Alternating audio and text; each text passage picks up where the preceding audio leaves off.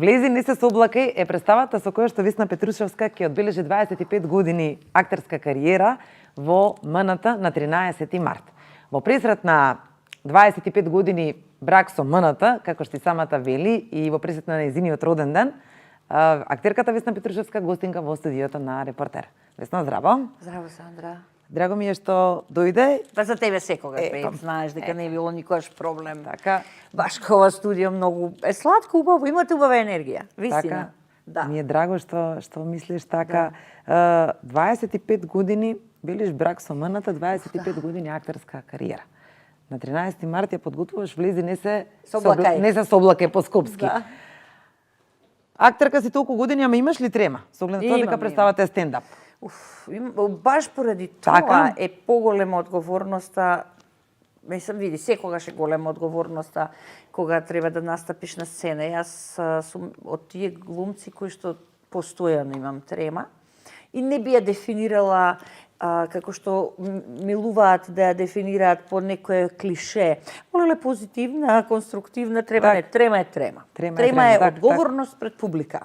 И тоа е еден вид на мерило на совеста колку ја нудиш својата одговорност пред публиката. Так. И тоа е нешто што обврзно постои, мислам дека тоа е нешто што треба да го има, затоа што одговорноста е работа која што треба сите да ја имаме, на овој или на оној начин.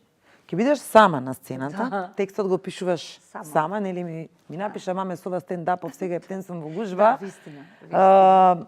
Што ќе види публиката, еве, што ќе представиш, дали изминативе 25 години ќе успееш да ги доловиш некако?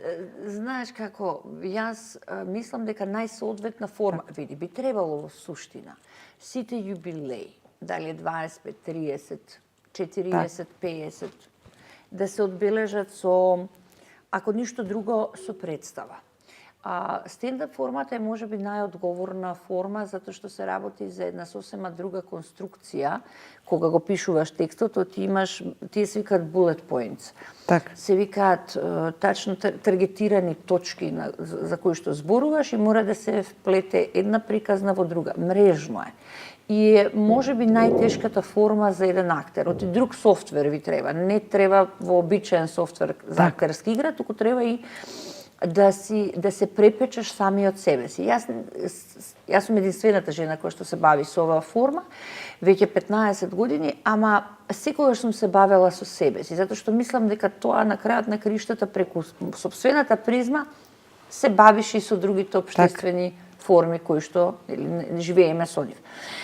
Знаеш како, имам неколку приказни кои што мислам дека се интересни да ме слушнете, да се насмееме.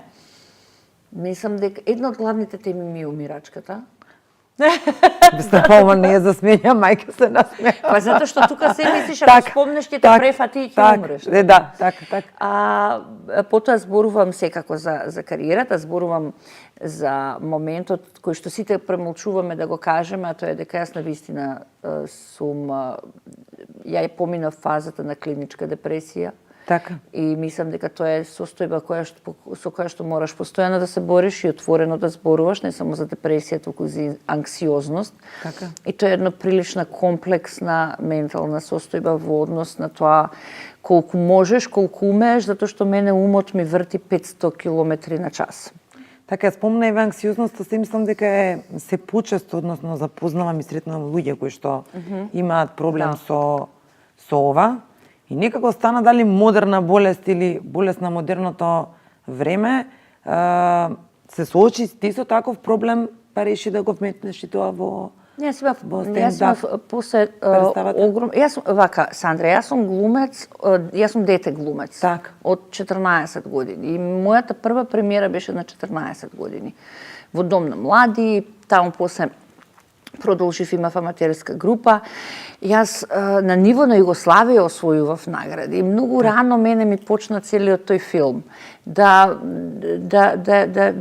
живеам за публика. Знаеш, јас го читав Бекет на 14,5 години. Јас го читав Ниче исто на таа возраст, Достоевски веќе го имав прочитано, Чехов го читав, така да откривав работи кои што мои врсници просто не ги интересираше, ама тоа беше мој избор. Так. Не мислам дека тие нешто пропуштиле во живот, напротив, ја мислам дека јас сум пропуштила.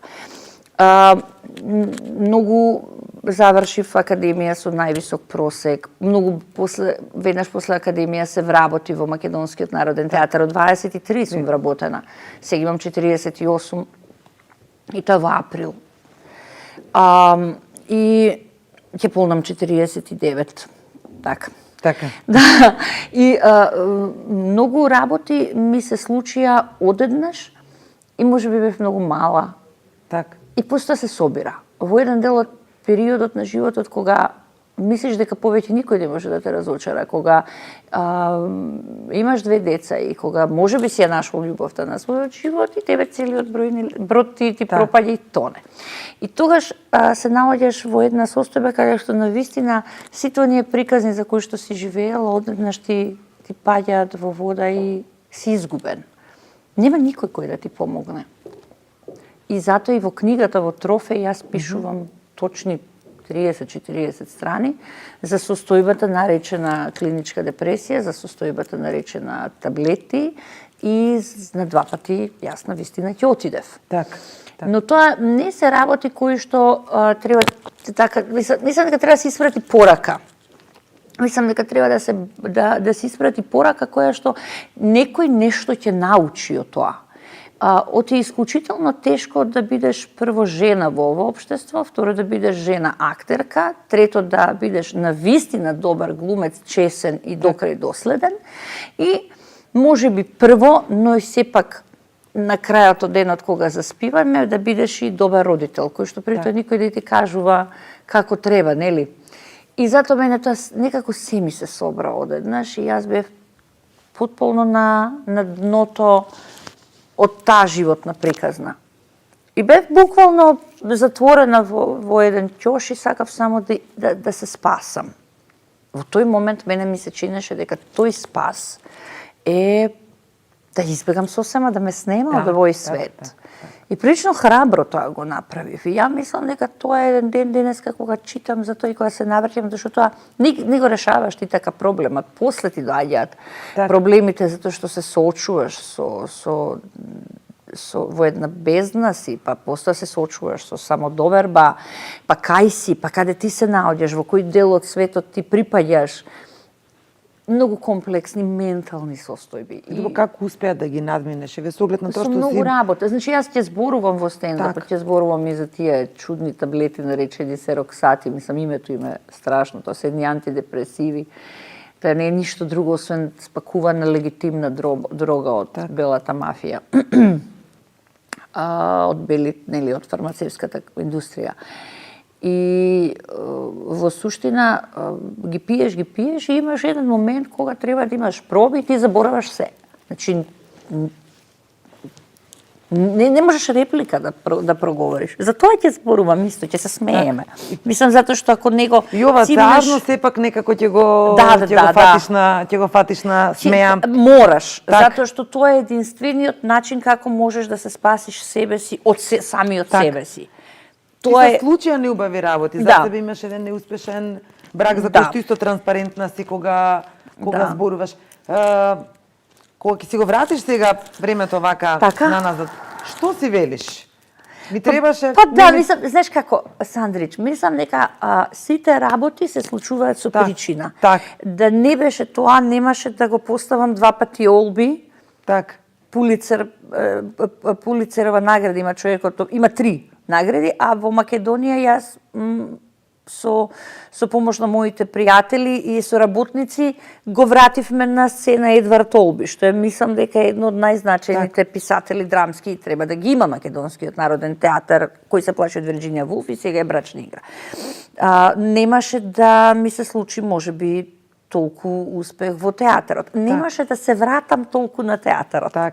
Така да јас навистина немаше да си ја вратам актерската школа за деца во Македонскиот народен театар. Со кој што неодамна имавте и Бродвеј направивме, значи не дека се моја, ама децата се хит. Јас имав прилика да ги видам фотографиите, сите оние твои коментари, меѓутоа имав прилика да видам и нечие незадоволство, па ти реагираше на Facebook. На кого не му се допадна представата која што имаше подготвено со децата, па дури мислам дека имаше деца со посебни потреби вклучено. На кого? Па знаеш како, тоа се едни суштества кои што ето така дошле на известна позиција, па си даваат за не пред мене. Очи, нели? Многу е тоа убаво кога ќе се насмеат, па кога ќе те видат, па ќе те гушнат, па ќе те баат, но си сакаат, знаеш, уште мислам дека се заглавени во минатиот век во однос на кулуарските муабети и во самите себе си да си даваат овластување дека се некој нешто и дека тие се само легитимни за да поставуваат одредени текстови. Мислам дека ги заболе многу што 5-годишни деца говорат Горан Стефановски, Шекспир, Дукац и Држич и така да знаеш, мислам дека тоа е навистина една огромна работа и просто јас тоа го дефинирам.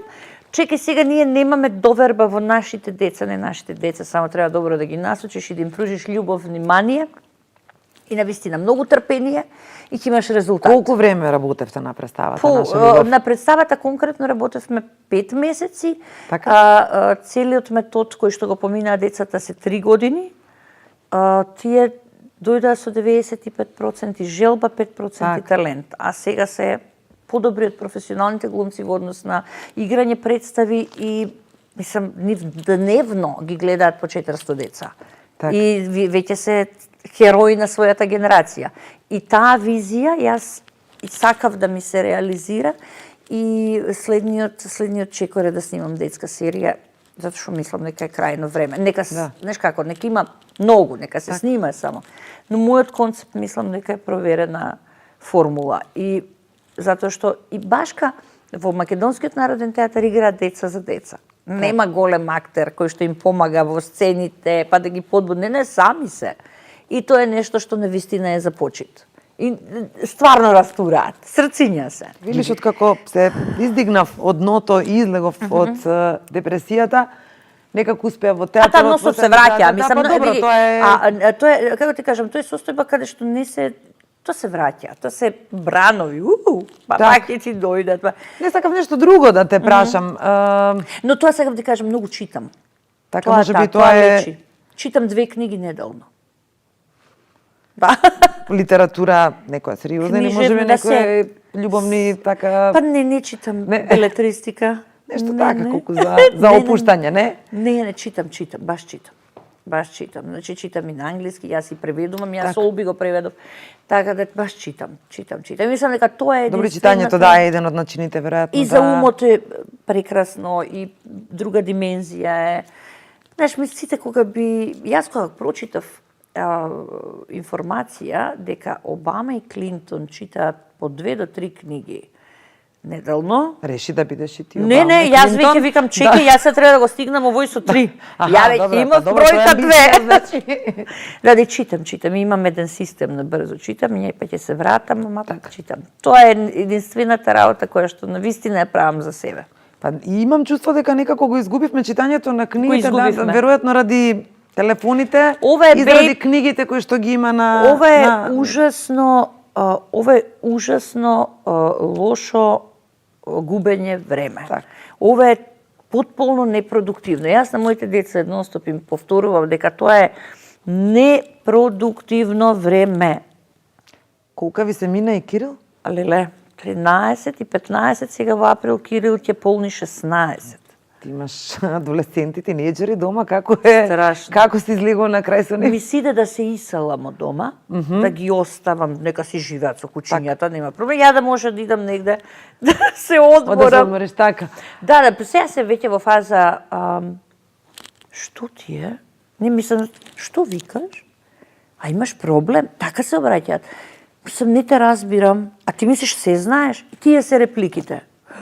Тоа е оваа фаза на адолесценција, мислам дека е најтешката за секој родител кој што треба да ја... мало детенце имаме, Викам, назад ти е зимата. Тек ќе видиш. Да те вратам назад, кога прв пат ги виде Нина и Кирил. Сите оние приказни кои што ги раскажуваше за првиот момент кога си се соочила со нив, кога си ги видела. Како оди еден процес на посвојување? Тешко ли беше? Како ти се навикна на целата таа приказна? Види, во суштина секогаш тврдам дека нема тежок процес на посвојување, има неажурност. Процедурата е таа која што е. Имате правила на игра, до таа возраст можете толку, можете да земете бебе, после 45-та година може да земете повозрасно дете. Еве сега има цела една кампања да згрижите дете. Јас имам школски другар кој што сега си посини девојче од 10 години. Значи, идејата е да земеш дете за да можеш да го изведеш на прав пат, да му дадеш љубов, да го направиш добар човек. И мислам дека тоа е единствената мисија на сите генерално родители тука што сме и денес и во животот. Знаеш, да го направиш тоа да биде добро, честно, дете кое што ќе има своји морални норми, кое што ќе знае да вреднува, да разликува добро од лошо, затоа што живееме во исклучително општество кое што не нуди квалитет на живот.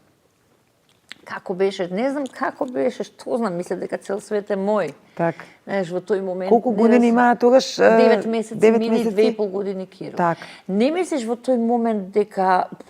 Знаеш како ги гушкаш и да кажеш, окей, супер, и како што раста ти гледаш дека имаш брак со тие деца. Так. Значи, јас на вистина сум мажена за своите деца. И дури и претерувам на моменти, јас па важам за строга мајка. И понекогаш се фаќам себе си како на вистина многу им се посветувам и дури можеби нив им треба малку одишка да ги пуштам, да се олабават, да се релаксираат. Што знам, знаеш, многу брзо ми порасна.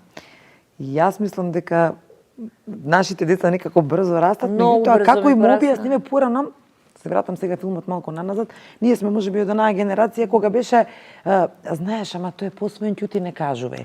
Сето тоа одеше со шепкање. Сега некако сме веројатно потранспарентни, дали самото време си го прави тоа.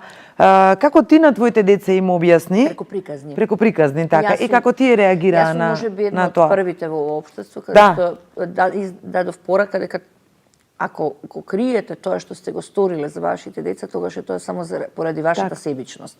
Не заради нив да ги заштитите, туку себе си да се заштитите од подоцнежни, известни ситуации. Јас им, тие знае, што знам, Мина знаеш од 5, Кирил знаеш исто од 5, нешто така беа малечки. И јас им раскажував приказни. И тоа е една многу вообичаена приказна, не знам, јас сум отишла, тие биле најубави, најдобри, најпрекрасни, јас сум се одлучила дека треба нив да ги земам, иако не сум им биолошка мајка, јас ќе им бида мајка целиот нивен живот. И тие знаат, значи, мислам, знаат, немаат проблем со тоа, и исто така, штом тие знаат, немаат опасности некој од надвор да им пререче, лоши деца булинг да им прави. Знаеш, значи, нема простор да ги манипулира никој. И од тој аспект сум многу мирна. Сум помислила 100 пати, Боже Господи, што ќе се случеше ако јас не го сторев тоа? Па треба да дознаат од некој од некој трет. Затоа што јас сум слушала и во моја околина имало такви искуства каде што не им кажуваат, па после на 14 години, 15 бегаат од дома, се фрлаат од тераси, куфери фрлаат, па не знам, ги нема по една недела, па идат да си ги бараат своите биолошки родители. Тоа е една драма семејна, непотребна. А инако јас им рекла на моите, јас немам проблем. На полните 18 години јас лично ќе дојдам со вас, ќе поднесам барање, нема никаков проблем. Ако толку сакате да знаете, нели, кои сте, што сте, од кого сте, јас немам проблем со тоа. Так. Друго сакам нешто да те прашам, исто околу кое што имаше голема прашина, еве го баш токму сега оди оди на телевизоров наш. Тоа е убедливо најдобрата реклама во историја на македонскиот маркетинг, да. И главната вест која што 8 на вечерта беше колата на Весна падна во Вардар. Никој не знаевме дали Весна е во Вардар со колата или не. Многу малку луѓе помислија. Значи, многу малку луѓе помислија да не ми се случило нешто и јас да сум во колата. Значи, на мајка ми и на татко ми се пресекле нозе. Кога слушна да тожеве Еве, имаш родители, имаш сестра кои што не знам дали дознале преку медиумите или некој им се јавил. На порталите, зашто на порталите беше колата на Весна, падната во Вардар. Они не знае пола сат дали сум јас внатре или не сум. Јас бев на проба со актерската школа во балетска сала во Македонскиот народен театар и Вики, мојата најдобра другарка и продуцентка, викам, се паркирав до тебе, викам, браво, супер. Се враќа втор пат и вика, Боже бебо, една жолта кола плива по Вардар. Па викам, нели се паркираше мојата за не? Вика, не е твојата. Викам, сигурна ли си? И мене ми се пресекува нозе. Третиот пат се качи, бебо, твојата. Една многу зимска, ладна, мрачна ноќ и само се спуштивме до долу и почнавме да трчаме, синкери ќе ја стасаме колава. Да, значи како... Види, колата беше паркирана пред сокле, значи пред зид. Од зидот имаше 2 метра сокле. Таа не може ни да сама да отиде, ниту... Но јас ги пуштив да се тераат сероти, не можем. Јас седнат 2 милиона да објаснам како всушност била паркирана. А во принцип, таму се паркираме сите кога нема паркинг во нашиот театар. Так. И нешто имаше гужва таа вечер, јас тоа беше втори или трет пат што се паркирав таму, вообичаено никогаш не сум се паркирала. Викам, ајде завршам работа, до 9:30 сум готова, 10. Сега нема шанси да ти се паркирам. Таму блокирам 10 коли во нашиот паркинг во театар, ама да им се паркира, но нека се паркираат други. Просто суеверие. Види, таа кола е бутната. Токму тоа сакав сега да те прашам. Значи, таа кола е бутната веднаш неколку дена после судскиот процес замина. Така да... Знаеш како, ако сакале штета да ми направат, штетата е во пари, јас не крадам, не лажам, јас сум задолжена со кредити, таа кола беше на лизинг, мене ми пропадна пари, да сум жива, здрава, сега пак имам кола на лизинг, плаќам секој месец рата, така да јас навистина честно си ги заработувам парите и никој не ми подарил ништо. Добро, на крај повторно на шега истеравме работата, па се сними, да не беше тоа со колата, немаше толку добра реклама. Да, тоа е многу добра приказна, вика, ми се јави, прилично воздржани, велат, ние, знаете, имаме една кампања, плаќајте сметки, многу би сакале да ви имаме. Викам, што сакате за Вардар ли? Да. Па знаете како, викам, дајте ми приказна сценарио. Па сакаме да се шетате така покрај Вардар, нешто костимче. Молим, костимче. Сакам гњурачко дело. Ама дали ќе дозволат? Па ако не дозволат, не снимаме. Толку. Да прашам. Ти прашај, велам колку сакаш, срце мое. Јас само така може со тој концепт да влезам у Вардар, гњурачко дело да облечам. Велиш само, еве ќе те вратам на уште една неубава тема. Велиш целото ова се случи неколку дена после судскиот процес со Мина. Го добивте? Да, 12,5 години. Така. Јас одев едно 8 месеци, одев секој вторник чинам, така беше ли секој вторник одев на судење. И ја разбирам фрустрираноста на сите овие што се сега обвинети, па по нивна вина секако. Но и кога не си виновен, кога доаѓаш во улога на оштетен, имаш една процедура, те прашуваат, а за каде сте? И тоа мора да кажеш, да се пријавиш, да... Прилично, знаеш како тие полицајците кои што го чува ова обвинетиот, ми велат, не сме виделе поистраена мајка од вас, вели толку многу да сакате, да истерате работата до крај. И да слушаш, затоа што ти за време на тоа рочиште ти слушаш негови вештаци, каде што, например, ти кажуваат, па, малечката е виновна. Значи, такви работи слушаш на судење, се ти треба целото да го примиш, ти иде да превртеш 3 маси, ама... Знаеш, секој има право да се брани, секој е невин додека не се докаже вината, и јас тоа го почитував до крај за презумцијата на невиност, се до крај, затоа што, види, не можеш да одиш на суд само со кажување, само со исказ.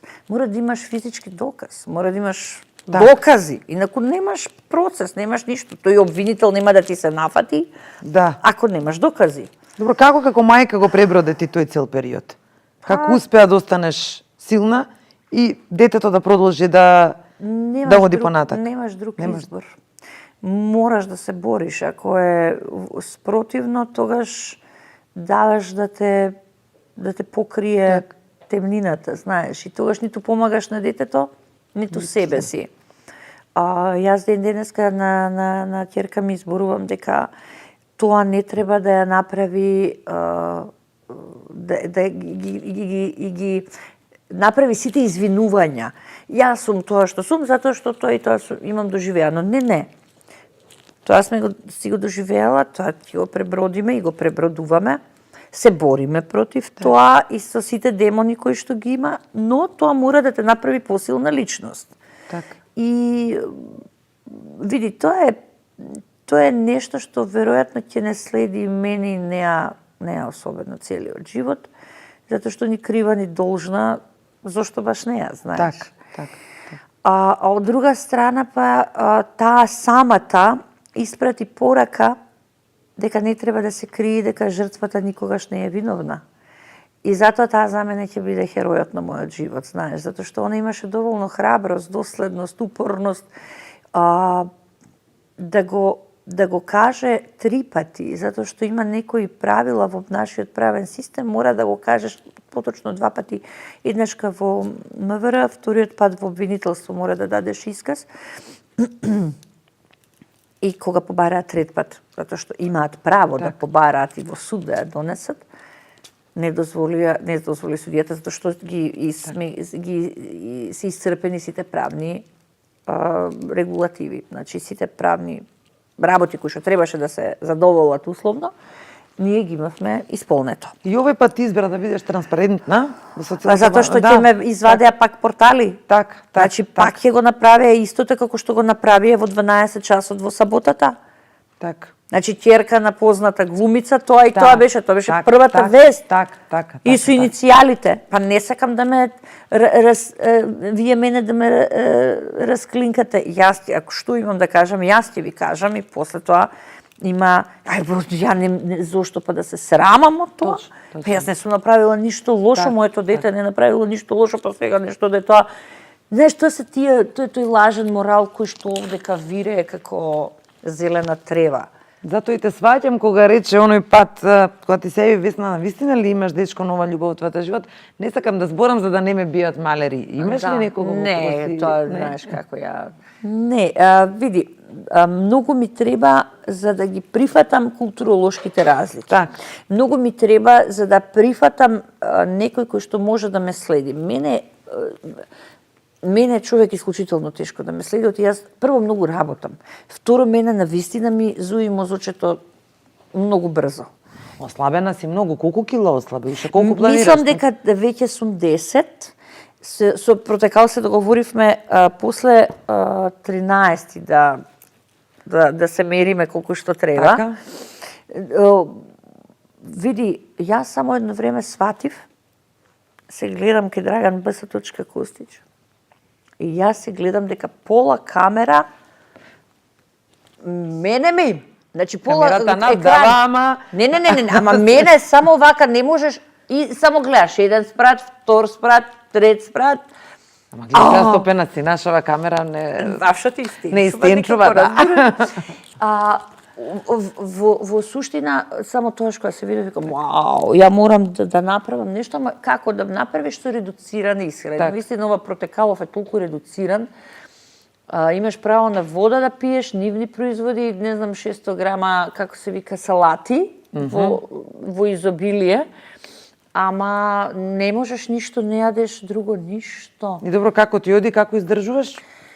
Знаеш како мислев дека кога се разболев многу пред 2-3 недели, кога ме фати тој грипот со 40 температура, мислев дека ќе вау, нели ние сите кога сме болни, нас под дома сме научени јади, сире, бутај.